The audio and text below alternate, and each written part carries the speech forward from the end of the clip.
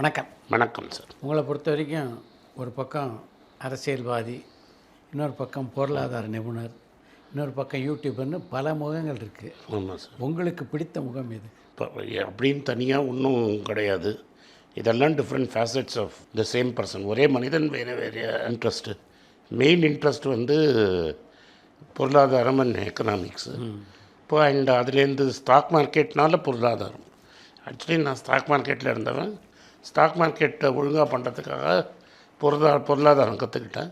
அப்படியே அந்த பொருளாதாரத்தில் ரொம்ப டீப்பாக போயிட்டேன். ஸோ இந்த பொருளாதாரத்தில் டீப்பாக போனதுலேருந்து வந்தது தான் யூடியூப்பு, அரசியல் எல்லாமே. ப்ரைமர்லி பல சப்ஜெக்ட்ஸ் எனக்கு ரொம்ப பிடிக்கும். வெளி உலகத்துக்கு தெரிஞ்சது பொருளாதாரம். உங்களுடைய ஈடுபாடு பொருளாதாரத்தில் அதிகமாக இருந்ததுக்கு எது காரணம்? ஒரு 1991 காலேஜ் முடித்து ஜஸ்ட்டு வெளில வந்திருந்தேன். இப்போ இந்தியாவுக்கு வந்து எங்கள் அப்பாலாம் வெளிநாட்டில் இருந்தார். அப்போ வந்து எங்கள் அப்பாவோட ஸ்டாக் பேப்பர்லாம் எடுத்துகிட்டு போயிட்டு கொடுத்து கொண்டு வருவேன். செகண்ட் லைன் பீச் ரோடுக்கு போனோம். இப்போ எங்கள் வீடு ராயப்பேட்டா, இன்னும் ராயப்பேட்டாவில் தான் இருக்கேன்.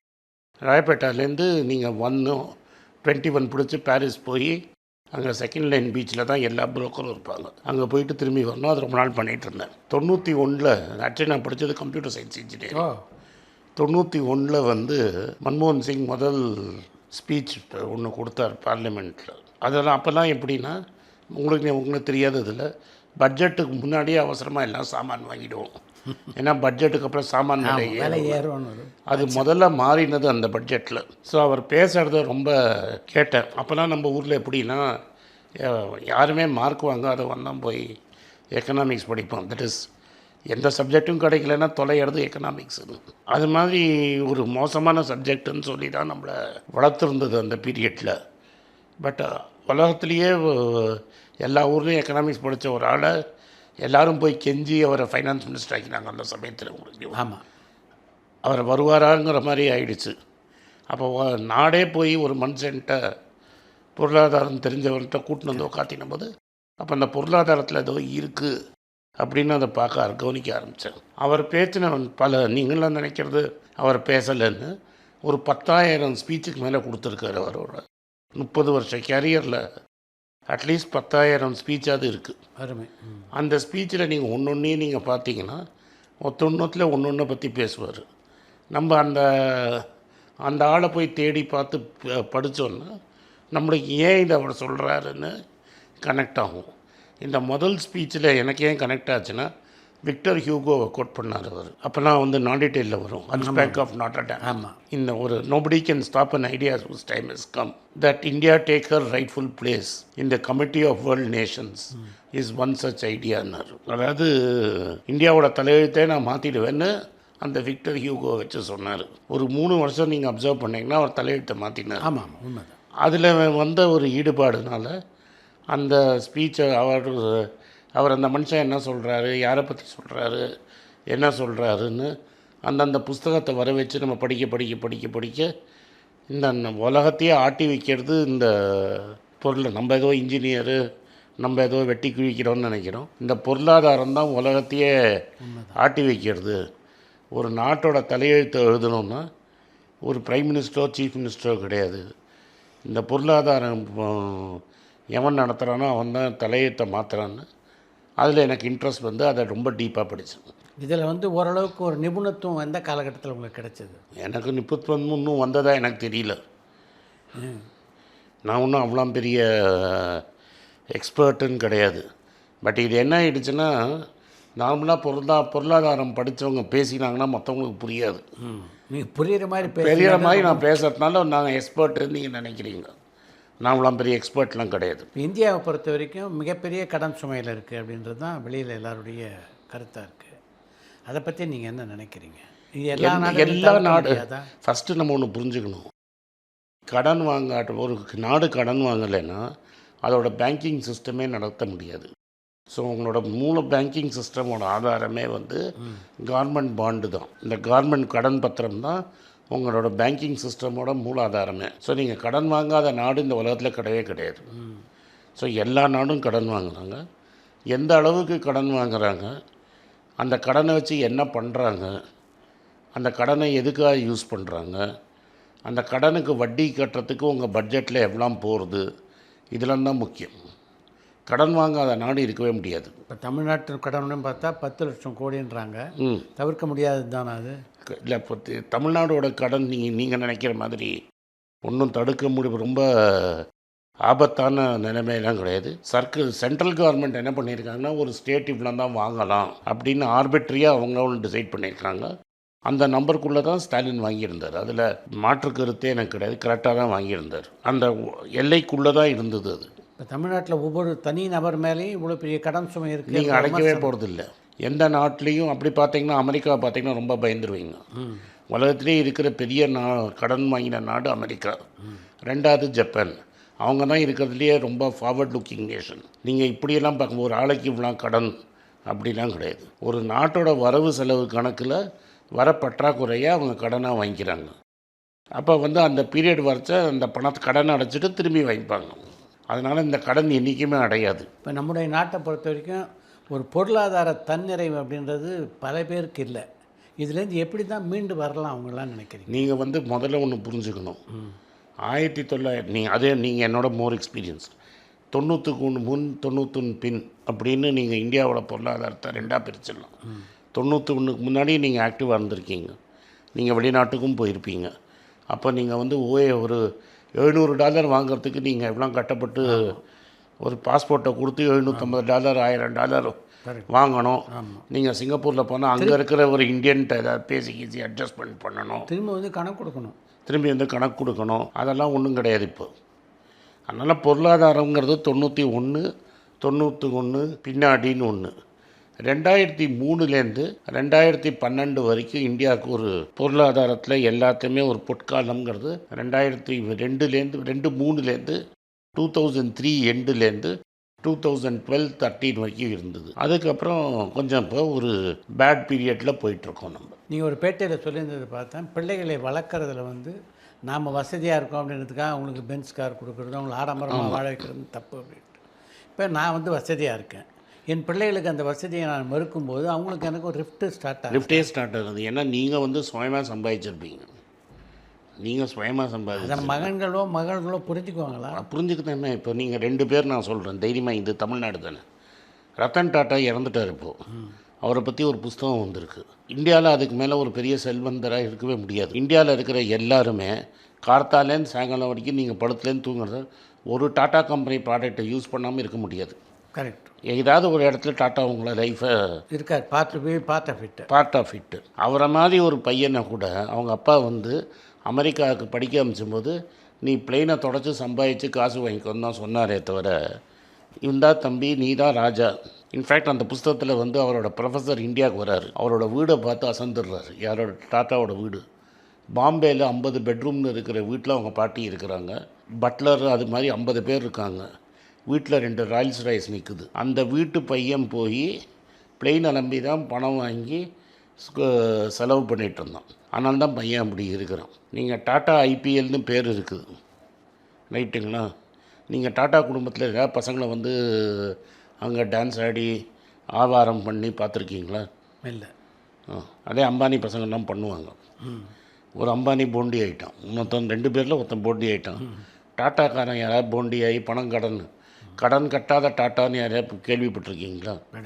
அதுதான் வித்தியாசம். நீங்கள் உங்கள் பசங்களுக்கு பொறுப்பை சொல்லித்தரீங்க. பணங்கிறது வந்து ஒரு கத்தி மாதிரி, அதை நீங்கள் பழத்தையும் வெட்டிக்கலாம், கையும் வெட்டிக்கலாம். பணத்தோட அருமையை நீங்கள் சொல்லிக் கொடுக்கலன்னா அது ஒரு பெற்றோரோட கடமை. அது எப்படி வந்து பசங்களுக்கு நீங்கள் பல விஷயம் சொல்லிக் கொடுக்குற மாதிரி நீங்கள் வந்து பணத்தையோட அருமையும் சொல்லிக் கொடுக்க வேண்டியது ஒரு பெற்றோரோட கடமை. நீங்கள் எடுத்த உடனே வந்து கையில் ஒரு 5000 ரூபா கொடுத்து நீ என்ன வேணா பண்ணுன்னா பையன் எப்படி இருப்பான்? கெட்டு தான் போவான். எதனால் அம்பானி இப்படி நடந்துக்கிறான்னு நினைக்கிறீங்க? புது பணம், அவங்க பரம்பரை பணத்துக்கும் புது பணத்துக்கும் வித்தியாசம் இருக்கா?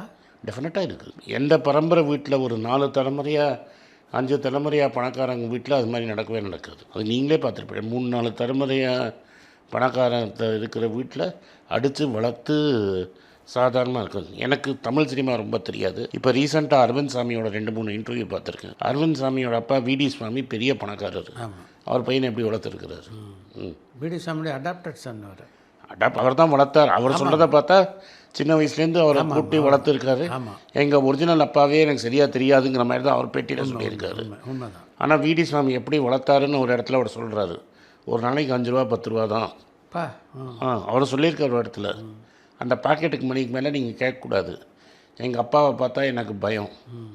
தமிழ்நாட்டில் அரவிந்த் சாமி மாதிரி சரியாக வளர்க்கப்பட்ட தொழில் பிரமுகருடைய பசங்க அப்படின்னு யார் யாரெல்லாம் சொல்லுவீங்க? அது எதுக்கு சார் என் வாயை கிள்றீங்க? நான் 2 பெரிய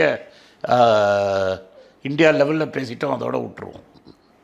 தமிழ்நாடுங்கிறது ரொம்ப பர்சனல் ஆகிடும்.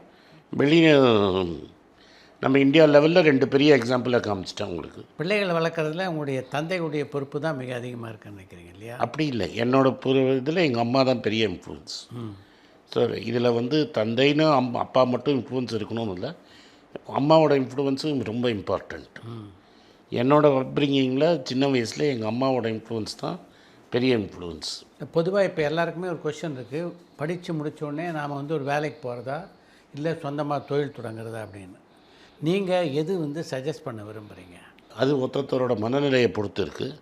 பட் நான் வந்து என்றைக்குமே வேலைக்கு போகணும் அப்படின்னு நான் நினச்சதே கிடையாது. நான் என்றைக்குமே ஒரு நாளைக்கு கூட ஒரு 5-6 மாதம் டிசிஎஸில் நான் வந்து நீங்கள் இல்லை முதல்ல வேலைக்கு போல் ஒரு அப்ரெண்டிஸ் மாதிரி போயிட்டு வந்துட்டு இருந்தேன். பட்டு நான் சம்பாதிக்கணும்னு வந்த உடனே நான் சொந்த தொழில் தான். அதனால் உங்களுடைய ரெக்கமெண்டேஷன் வேலைக்கு போகிறது கிடையாது? என்னை பொறுத்த வரைக்கும் எப்படின்னா, இந்த வாட்டி இந்த காலத்தில் வந்து பல பேர் வந்து பசங்க என்ன பண்ணுறாங்கன்னா, அப்பாவோட தொழில் வந்து தப்புன்னு நினைக்கிறாங்க. இப்போ ஒரு அப்பா ப்ளம்பராக இருக்கிறான்னு வைங்க, பையன் வந்து ஐடி இன்ஜினியர் ஆகணும்னு நினைக்கிறான். இதில் என்ன தவறு பண்ணுறான்னா, அந்த ப்ளம்பராக தொழிலை எடுத்து செஞ்சான்னா அவனோட சம்பாத்தியம் ஐடி இன்ஜினியரோட பல மடங்கு இருக்குங்கிறது அவனுக்கு புரியலை. அப்பா அம்மா பண்ண முன்னோர்கள் பண்ண தொழிலை வந்து இப்போ நம்ம சீரியஸாக எடுத்துக்கிறது இல்லை. எடுத்துட்டா டெஃபினட்டாக சொசைட்டிக்கும் நல்லது, அவங்களுக்கும் நல்லது. ஸோ அந்த ப்ளம்பர் தொழிலே நவீன தொழில்நுட்பத்தை பயன்படுத்தி அப்படி இல்லை. இன்றைக்கி ஒரு நான் மற்றத்தை விட்டுருங்க, இன்றைக்கி ஒரு ப்ளம்பருங்கிறவர் மினிமமாக ஒரு நாளைக்கு 1500 ரூபாய்க்கு இல்லாமல், நான் சொல்கிறது வெறும் லேபர் மட்டும், அது இல்லாமல் இருக்க மாட்டார். கான்ட்ராக்டில் ஜாபுன்னு ஒன்று எடுத்தார்னா ஒரு மாதத்துக்கு ஒரு நாளைக்கு 2000 ரூபாய்க்கு கம்மியாக கிடையாது. ஒரு மாதத்துக்கு 60-70,000 ரூபா. நீங்கள் வந்து ஒரு ஐடி இன்ஜினியராக போனீங்கன்னா கையில் அவ்வளோ பணம் வரத்துக்குள்ளே நீங்கள் 10 வருஷத்தை தாண்டிடும். 10 வருஷத்துக்கு 15 வருஷத்துக்கு முன்னாடி என்ன சம்பளமோ ஸ்டார்டிங் சேலரியோ ஐடியில் இன்றைக்கும் அதே ஸ்டார்டிங் சேலரி தான். ஸோ நம்மளுக்கு வந்து நம்ம வந்து என்ன நினைக்கிறாங்கன்னா, நம்ம ஏசி ரூமில் கார்த்தாலேருந்து சாயங்காலம் வரைக்கும் நோகாமல் உட்காரணும் அப்படின்னு நினைக்கிறது தான் வந்து இந்த காலத்து பசங்கள் தான் இருக்குது. கொஞ்சம் கடுமையாக வேலை செஞ்சு தொழில் செஞ்சாங்கன்னா பல பேருக்கு, நீங்கள் ஒரு சிறு தொழில் செஞ்சீங்கன்னா பல பேருக்கு வாய்ப்பு கூட கிடைக்கும். ஒரு தனி மனிதராக என்னுடைய ஃபைனான்ஸ் மேனேஜ்மெண்ட்டை நான் எப்படி பண்ணால் சரியாக இருக்கும்னு நினைக்கிறீங்க நீங்கள்? வரவு எவ்வளோன்னு முதல்ல நம்மளுக்கு தெரியணும். நம்மளுக்கு ஸ்டேட் கவர்மெண்ட், நம்ம கவர்மெண்ட்டுக்கும் நம்மளுக்கும் ஒரு வித்தியாசம். நம்மளுக்கு வரவு என்னன்னு தெரியும், வரவு தெரிஞ்சப்புறம் தான் நம்மளுக்கு செலவு. கவர்மெண்ட்டுக்கு செலவு ஃபஸ்ட்டு, வரவு தெரியாது. உங்களுக்கு வரவு இவ்வளோ இருக்குதுன்னு தெரிஞ்சால் வரவோட ஒரு 8 அணா கம்மியாக நீங்கள் செலவழிச்சிங்கன்னா நீங்கள் சக்ஸஸ்ஃபுல் ஃபைனான்ஸ் மேனேஜர். நீங்கள் வரவு 10 ரூபா செலவு 12 ரூபா பண்ணிங்கன்னா you are not a good finance manager. But அது எல்லாருக்கும் சாத்தியமாகிறது இல்லை. இல்லை, நிச்சயமாக சாத்தியம்தான். நான் திரும்பி சொல்கிறேன்னே, இப்போ ஈஸியாக கடன் வாங்குறதுங்கிறது 91க்கு அப்புறம் இந்த ப்ரைவேட் பேங்க்கெல்லாம் வந்த பிறந்தான். நம்ம முக்கால்வாசி பேர் என்ன மறந்துடுறோன்னா 91க்கு முன்னாடி ஒரு காலம் இருந்தது. அப்போ ஒரு சாமானியன் பேங்குக்குள்ளேயே போக முடியாது. நீங்கள் இதை விட்டுடுங்க, எது கடன் வாங்குறதை விட்டுருங்க, பேங்க்கில் போய் அக்கௌண்ட்டே திறக்க முடியாது. ஆமாம், பேங்க்கில் போய் நீங்கள் அக்கௌண்ட்டே திறக்க முடியாது. அதனால் ஒரு ஷார்ட்டேஜஸை ஹேண்டில் பண்ண எக்கானமியை அவங்க பார்த்தது கிடையாது. நான் ஒரு செல்வந்தர் வீட்டில் பையன் பிறந்தாலும் கார்த்தால் போய் பாலில் க்யூவில் நின்று இருக்கேன், ப்ரெட்டுக்கு க்யூவில் நின்று வாங்கியிருக்கேன். ஸோ ஒரு ஷார்ட்டேஜஸ்னு ஒரு ஃபோன் அப்ளை பண்ணோன்னா 4 வருஷம் 5 வருஷம் கழிச்சு தான் ஃபோன் வரும். 1500 ரூபா கட்டினா 6 மாதத்தில் ஃபோன் வரும். சிமெண்ட் வாங்கணுன்னா ஒரு ஷார்ட்டேஜ் இருக்கும், ஒரு எக்கானமியே ஒரு ஷார்ட்டேஜில் இருக்கும். அப்போ இருந்த ஒரு நல்ல பழக்கத்தை நான் பார்க்குறது என்னென்னா, மக்களுக்குள்ளே ஒரு ஒற்றுமை இருந்தது, குடும்பம்னு இருந்தது, ஒரு சொசைட்டின்னு இருந்தது. இப்போ உங்கள் வீட்டில் சர்க்கரை கம்மியாக இருந்தால் பக்கத்து வீட்டிலேருந்து சர்க்கரையை வாங்கி அட்ஜஸ்ட் பண்ணுவாங்க. ஒரு டம்ளர் சர்க்கரையை வாங்குவாங்க, அரை டம்ளர் சர்க்கரையை வாங்குவாங்க. டிகாஷன்லாம் வாங்குறதெல்லாம் அதான் நீங்கள் சொல்கிறீங்களே. ஸோ ஒரு சொசைட்டி அட்ஜஸ்ட் பண்ணி தானே போனாங்க. இப்போ மாத கடைசி வந்துடுச்சு, என்கிட்ட செலவுக்கு பணம் இல்லை, பக்கத்து வீட்டில் இருக்குது, நான் இன்றைக்கி வாங்கிட்டு 3ஆம் தேதி 4ஆம் தேதி என் சம்பளம் வந்தோடனே திரும்பி அந்த ஒரு டம்ளர் சர்க்கரையை திரும்பி கொடுக்க போகிறோம். ஸோ அதனால் நான் அந்த காலம்தான் இருந்தது. எதுக்கு சொல்கிறேன்னா, அப்படி நம்ம மேனேஜ் பண்ணிகிட்டு இருந்தோம். இன்றைக்கி எப்படி இருக்குன்னா வந்து ஒரு ஃப்ளாட்டில் வந்து பக்கத்தில் யார் இருக்கான்னு கூட நம்ம தெரியாமல் இருக்கும். உண்மைதான். அது ஏன்னா இப்போ இந்த பேங்க்கெல்லாம் வந்துடுச்சு, உங்களுக்கு ஈஸியாக கிரெடிட் கொடுத்துட்றான். 50,000 சம்பளம் வாங்கினா 3 லட்ச ரூபாய்க்கு கிரெடிட் கார்டு கொடுத்துட்றான். அந்த கிரெடிட் கார்டை தேய்ச்சிடுறீங்க, பக்கத்து வீட்டுக்கு போக மாட்டேங்கிறீங்க. அன்றைக்கி பேங்க் கிடையாது, பக்கத்து வீட்டில் பெல் அடித்து கேட்டால் தான் கிடைக்கும். அது மோர் ஆரோக்கியமாக இருந்ததுன்னு எனக்கு இன்றைக்கி தோணுது. இன் கேஸ் ஆஃப் நீங்கள் ஃபைனான்ஸ் மேனேஜ்மெண்ட் கேட்குறீங்களே, அதுக்கு வரவெல்லாம் இருந்தது. யாரும் வந்துட்டு போய் ஹாஸ்டலில் தங்குற மாதிரிலாம் கிடையாது. இப்போ நீங்கள் எங்கேருந்தா ஊர்லேருந்து மெட்ராஸுக்கு வந்தீங்கன்னா, யாராவது மாமா வீடு சித்தப்பா வீட்டில் தஞ்சம் அடைஞ்சிட்டு வேலை தேடிட்டு வேலைக்கு போவாங்க. அந்த காலத்தில் எங்கள் வீட்டிலலாம் நிறைய பேர் அது மாதிரி வந்திருக்காங்க. ஊரில் அத்தை பசங்க மாமா பசங்க வருவாங்க, தங்குவாங்க. அப்புறம் யாராவது ஃபோன் பண்ணி தெரிஞ்சவனுங்கிற சர்க்கிளில் நெட்வொர்க் மூலமாக தான் வேலை கிடைக்கும். வேலைக்கு போன அப்புறம் ட்ரிப்ளிகேனில் போய் தங்குவாங்க. அப்புறம் கல்யாணம் ஆகி வீடு வாங்கி அதெல்லாம் இருக்குது. ஸோ ஒரு சொசைட்டி வந்து ஒரு கோஆப்ரேட்டிவ் யூனிட்டாக இருந்தது அந்த காலத்தில். இன்றைக்கி பணம் நிறைய பழக்கம் வந்ததுனால இந்த கோஆப்ரேட்டிவ் யூனிட் போயிடுச்சு அண்டு ஃபைனான்ஸ் மேனேஜ்மெண்ட்டும் போயிடுச்சு. அப்படி தங்குறத பல பேர் விரும்புறதில்ல, தங்களுடைய சுதந்திரம் போயிடுது அதான் அப்படின்னு நினைக்கிறேன். சுதந்திரம் ஏன் வந்தது? பேங்க்கு நிறைய கையில் காசு கொடுக்கறதுனால உங்களுக்கு சுதந்திரம் வந்தது. இப்போ வயத்துக்கு காலியாக இருந்தால் சுதந்திரத்தை பற்றி பேசுவோமா? வயிறு ஃபுல்லாக இருக்கிறதுனால தானே நம்ம சுதந்திரத்தை பற்றி பேசுகிறோம். கிரெடிட் கார்டு வரமா சாபமா? ரொம்ப சாபம், பெரிய சாபம். கிரெடிட் கார்டுனால பயந்து அடைச்சதோட நஷ்டமாய் போன மோசமான குடும்பம் தான் ஜாஸ்தி. இதெல்லாம் ரெகுலரேட் பண்ணுறதுக்கு அரசாங்கத்தில் விதிமுறைகளை கொண்டு வர டெஃபினட்டாக இருக்குது. அப்படி இருந்தாலும் மக்கள் வந்து வாங்குறாங்கல்ல. ரிசர்வ் பேங்க் சொல்கிறான், எல்லாம் சொல்கிறான். ஆனால் ஹியூமன் கிரீடுங்கிறது இதெல்லாம் நான் பேராசை தானே. மொத்தம் நான் அட்டை தரேன், நீ எவ்வளோ வேணால் தேய்ச்சிக்கலான்னா நம்ம உடனே தானே தேய்க்கணும். இப்போ பேடு லோனுன்னு ஒன்று இருக்குது. அது எப்படின்னா வந்து இப்போ உங்களுக்கு 30,000 கொடுப்பான், அதுக்கு வந்து இப்போவே 27,000 கையில் கொடுக்குறான். 3 மாதத்தில் நீங்கள் 10 கொடுக்கணுங்கிறான். அது நீங்கள் 3,000 தான் வட்டின்னு நினைக்கிறீங்க. ஆக்சுவலாக வட்டி அது 600% வட்டி வரும். சரி, வாங்கிறதுக்கு மக்கள் இருக்கிற வரைக்கும், கொடுக்க ஆள் இருக்கிற வரைக்கும் யாரும் வந்து சர்க்காரை நீங்கள் ப்ளேம் பண்ணவே முடியாது. ஒரு வட்டி கணக்கு போட்டு பார்க்கணும்ல. அவசரத்துக்கு என்ன கொடுத்தாலும் அது வாங்கி ஏதாவது யூஸ்ஃபுல்லாக பண்ணால் பரவாயில்ல. வாங்கிட்டு கன்சியூம் பண்ணுறதுக்கு தானே வாங்குகிறோம். இப்போ ஸ்டாக் மார்க்கெட்டை பொறுத்த வரைக்கும் இந்த அபாயம் இன்னும் பல மடங்கு இருக்கிறதா நான் பார்க்குறேன். ஸ்டாக் மார்க்கெட்டில் அபாயமே கிடையாது. எப்படி சொல்கிறீங்க? என்ன அபாயம் இருக்குது? இல்லை, இப்போ ஸ்டாக் மார்க்கெட்லேயும் பார்த்தீங்கன்னா நீங்கள் வந்து அவங்களே உங்களுக்கு லெண்ட் பண்ணுறாங்க. ஏன்னா ஸ்டாக் மார்க்கெட்டில் செபி ரூல்ஸ் படி யாருமே லெண்ட் பண்ண முடியாது. நீங்கள் போய் ஒரு ஃபைனான்ஸ் கம்பெனி, எல்லா புரோக்கிங் கம்பெனியும் கொடுக்குறாங்கல்ல. இல்லை புரோக்கிங் கம்பெனியால் கடனே கொடுக்க முடியாது. இப்போது புரோக்கிங் கம்பெனி என்ன பண்ணுவான்னா ஒரு ஃபைனான்ஸ் கம்பெனியோட டைஅப் பண்ணி 18% கடன் கொடுக்குறான். அவன் என்ன அட்ராக்டிவ் அதானே சொல்கிறான். நீங்கள் வந்து ஸ்டாக்ஸ் இப்போ இன்றைக்கி வந்து கோல்டு வாங்கணும்னு நினைக்கிறீங்களா, ஒரு 10 லட்ச ரூபாய்க்கு வாங்குங்க, நீங்கள் வந்து 1 லட்ச ரூபா கொடுத்தீங்கன்னா போதும். அதெல்லாம் போயிடுச்சு. அந்த காலம்லாம் மலை ஏறிடுச்சு. நீங்கள் 10 லட்ச ரூபா கொண்டு வந்து போய் கொடுத்துட்டு அதை ப்ளெட்ஜ் பண்ணி 18% வட்டி கொடுத்தீங்கன்னா இன்னொரு 5 லட்ச ரூபாய்க்கு வாங்கணும். வட்டிக்கு கடன் கொடுக்கணும், நீங்கள் வாங்கினா அது நம்ம தப்பு தானே. இப்போ நீங்கள் போய் பேங்க்கில் தங்கத்தை வச்சு வட்டி வாங்கினீங்கன்னா 10%, அதே தங்கத்துக்கு வச்சு அவன் 18% கொடுக்குறானா, நீங்கள் ஏன் வாங்குறீங்க? சார், கொடுக்கவும் நிறைய பேர் இருக்கான், வாங்குறது நீங்கள் தானே. எதுக்கு கொடுக்குறவனை ப்ளேம் பண்ணணும்? கடன் வாங்குறது யார்? நீங்கள். கையெழுத்து போடுறது யார்? நீங்கள். அப்புறம் ஏன் கொடுக்குறவனை ப்ளேம் பண்ணுறீங்க? ஸோ ஷேர் மார்க்கெட்டை பொறுத்த வரைக்கும் பல பேர் பணத்தை அதில் தானே தொலைச்சிட்ருக்காங்க. அது நம்ம என்ன பண்ண முடியும்? நீங்கள் இன்றைக்கி ஆரம்பித்து நாளைக்கு லாபம் சம்பாதிக்க முடியுமா? லாபமும் வரலாம், நஷ்டமும் வரலாம். ஆனால் அவருக்கு லாபம் வந்து எனக்கு நஷ்டம் பண்ண. ஸ்டாக் மார்க்கெட்டில் இது மாதிரி ஷேர்ஸ் வாங்குறது வந்து பெட்டரா? அதான் செபி சொல்லிட்டானே, அது எங்கள் கோல்டே இல்லை, எனக்கும் அதுக்கும் சம்மந்தம் இல்லைன்ட்டு. இப்போ சடனாக ஒருத்தர் வந்தார் 8 மணிக்கு, அப்பப்போ 8 மணிக்கு அவதாரம் எடுப்பார். ஒரு வாட்டி வந்து 500 ரூபா செல்லாதுன்னார், 1000 ரூபா செல்லாதுன்னார். ஒரு நாளைக்கு 8 மணிக்கு வந்து உன் தங்கம்னா என் தங்கம்ட்டார்னா என்ன பண்ணுவீங்க? ஸோ தங்கங்கிறது உங்களோட கடைசி லைன் ஆஃப் டிஃபென்ஸ்.